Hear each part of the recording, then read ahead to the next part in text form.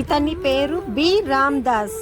యుద్ధంలో తన 2 కాళ్ళు పోయిన తన భార్యను ఆర్మీలో జాయిన్ చేయించారు.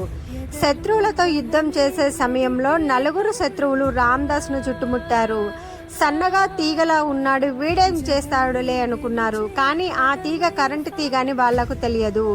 ఆ 4 2 గుండెల మీద గుద్ది మరీ చంపాడు. మిగిలిన 2 ఇండియన్స్ అంటే ఏమిటో తెలిసి చావు భయం మొదలైంది. ఎలాగైనా రామ్దాస్ని చంపాలని వెనుక నుండి ఒకడు కత్తితో దాడి చేశాడు.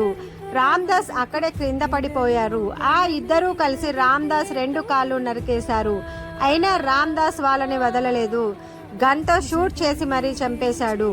అటువంటి పరిస్థితిలో కూడా తన భార్యను ఆర్మీలో జాయిన్ చేయించారు. మన దేశం కోసం ప్రాణత్యాగం చేసిన అమర వీరులందరికీ మనం రుణపడి ఉంటాము. జై హింద్, భారత్ మాతాకి జై.